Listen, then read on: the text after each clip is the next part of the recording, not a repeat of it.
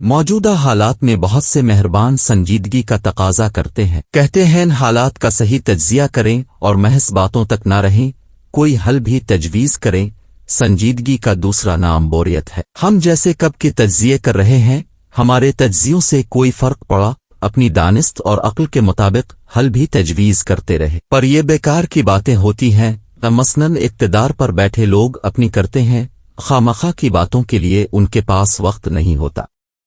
ویسے بھی تجزیے تو ہر طرف سے ہو رہے ہیں، ان سے آٹے دال پٹرول کی قیمتیں نیچے نہیں آئیں، ویسے بھی ایسی باتوں سے تنگ آ چکے ہیں، حالات ویسے ہی ہیں، اور تبدیلی صرف اتنی ہے کہ حالات میں ابتری آ رہی ہے۔ جب حالات وہی ہیں تو تجزیے کیا مختلف ہو سکتے ہیں؟ تجزیے بھی پھر وہی ہوں گے، اور جو پڑھتے ہوں گے ان کا جی چاہتا ہوگا کہ ساتھ پڑا جوتا اٹھائیں اور کسی جانب دے ماریں، ہم ہاتھ کھڑے کیے دیتے ہیں۔ ویسے بھی فضا میں بوریت بہت ہے، ہم اس میں اضافہ نہیں کرنا چاہتے۔ اخبارات کا ایک فائدہ یہ ہوتا ہے کہ کوئی تحریر پسند نہ آئے تو نظریں اگلی تحریر پر چلی جاتی ہیں، یعنی اب کی مرضی کے کیا پڑھیں اور کس تحریر کو چھوڑ دیں، یا بہت ہی الفاختہ گئے تو اخبار کو ردی کے ٹوکرے میں پھینک دیں۔ ملک کے حالات ہر ایک کے سامنے ہیں، اور ہر طرف مہنگائی کے مارے لوگ رونے دھونے میں مصروف ہیں۔ ہم تو اپنے حالات بیان کر سکتے ہیں اور ان کے بارے میں یہی کہیں گے کہ پروردگار صرف نیک لوگوں کا پروردگار نہیں، ہم گناہگاروں کا بھی ہے۔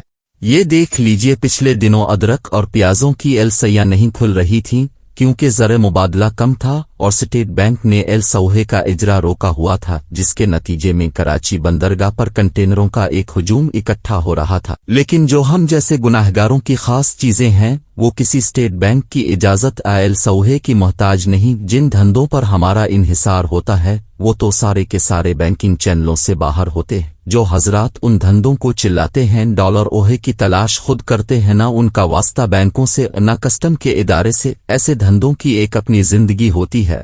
اسی لیے جبکہ پیاز وغیرہ کے کنٹینر کراچی بندرگاہ میں پھنسے ہوئے تھے، ان اشیاء کی ترسیل پر کوئی فرق نہ آ رہا تھا۔ ہم تو خوش نصیب اس لحاظ سے ٹھہرے کہ جو صاحب ہمیں اب لاہور میں میسر ہیں، ہر پہلو سے ان کا کام احسن اور صحیح ہے۔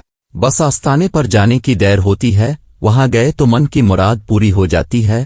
کارڈینل ریشلیو، کارڈینل 15ویں صدی میں فرانس کے یوں کہیے وزیر اعظم تھے، بہت عظیم مدبر سمجھے جاتے تھے تو پادری، لیکن زندگی جینے کا ڈھنگ جانتے تھے۔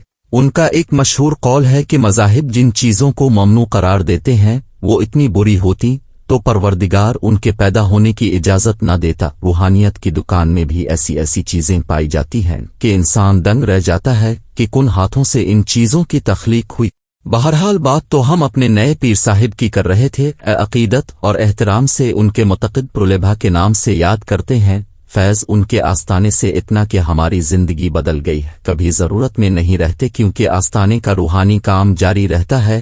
ہماری قوم بھی کیسی ہے، کبھی مفتاح اسماعیل کا نام لیتی ہے، کبھی اسحاق ڈار اوہے کو ولی سمجھ بیٹھتی ہے اور ان سے معجزوں کی توقع کرتی ہے۔ پیر ہو تو پیر کامل ہو، آستانہ ایسا ہو کہ فیض کی نہریں وہاں سے پھوٹ۔ دن جیسے بھی گزریں شاموں کو تو کچھ راحت نصیب ہو، ویسے بھی یہاں کیا پڑا ہے، شامیں یہاں بھاری گزرتی ہیں، جانے کو کوئی جگہ نہیں ملتی، بس گھروں میں بیٹھ جائیں اور سامنے پڑے ٹی وی کو آن کر لیں اور پھر واہیات قسم کے ٹاک شو سنتے رہیں۔ یہ بھی کوئی شامیں گزارنے کا اسلوب ہے؟ خوش قسمت ہوئے تو کسی دوست کے گھر چلے گئے، وہاں پردوں کے پیچھے محفل سج گئی۔ ایسی محفلوں میں سخن کا موضوع کیا ہوتا ہے؟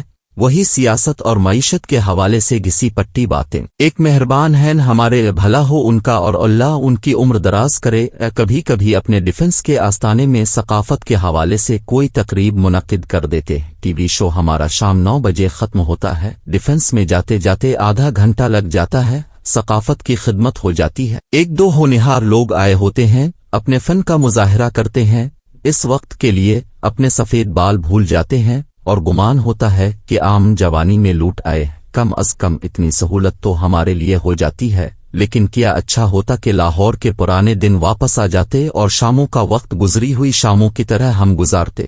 کوئی مال روڈ آس پاس پرانے وقتوں کی طرح مہمان خانے ہوتے، وہاں جا کر کچھ وقت گزر جاتا۔ ہماری تو چھوڑیے، ہم نے تو اپنا ٹائم گزار لیا۔ ہمارے معاشرے میں کچھ عقل آ جائے تو شاید ملک کا بھلا ہو جائے۔ باہر سے لوگ زیادہ آنے لگیں، ہندوستان سے مہمانوں کا آنا جانا معمول بن جائے، باہر کے ٹورسٹ آئیں، یہاں کچھ پیسہ خرچیں، شہروں کے کاروبار میں اضافہ ہو۔ भीख मांगने के बजाय कुछ वैसे डॉलर आ जाएं। लेकिन अक्ल की बात यहाँ होनी नहीं, वो तो हमने किस्म खाई हुई है, फिर रोना का है का, फिर यहाँ यही होना है जो हो रहा है। ऐसी बातें करते करते हम थक चुके हैं। हम समझे थे कि ऐसी बातों की ज़िम्न में औरों ने तो कुछ किया नहीं क्योंकि उनमें इतनी हिम्मत न थी, लेकिन इमरान खान बाहिम्मत इंसान है और वो कर गुजरेंगे जो औरों से ना हो सकी, लेकिन उन्हें तस्बीह हिलाने से फुर्सत ना मिली। एक दफा तो शर्फ मुलाकात बख्शी गई तो उनके मुंह पर कह डाला कि हमारे लिए कुछ आसानियां पैदा करें। मजे की बात यह है कि इनकार के बजाय इस बात में जवाब दिया, लेकिन हुआ कुछ नहीं। हुजूर वाला ये हम फैसला साजों से मुखातिब हैं, ये हालात खराब हैं, बच्चा अब ये जान चुका है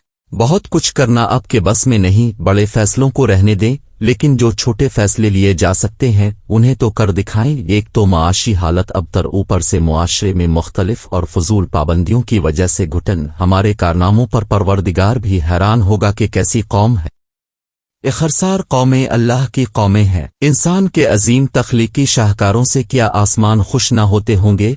बीथोवन, बेटोवन की कोई सिम्फनी बजे या बड़े गुलाम अली खान के किसी गाने की आवाज उठे तो क्या ऊपर की फजाओं में मसरत की लहर न उठती होगी। इसी पैमाने से कोई जाहिल कौम हो तो इसे पसंदीदगी की नजरों से देखा जाएगा। पर हमने कहाँ सुधरना है, कुड़ते रहेंगे, कुछ करेंगे नहीं। बहरहाल इंसान को बेहतरी की तलाश करते रहना चाहिए। बाहर आसूदगी ना मिले अपनी आसूदगी पैदा करे। माहौल में जहालत है तो ये लाजिम नहीं कि अपने ऊपर भी जहालत तारी कर ली जाए। एक बात और सोचने की है, जो मुल्क अपने हालात संभालने से कासिर हो, किया इस मुल्क की घुटन पैदा करने वाली पाबंदियां दुरुस्त हो सकती हैं।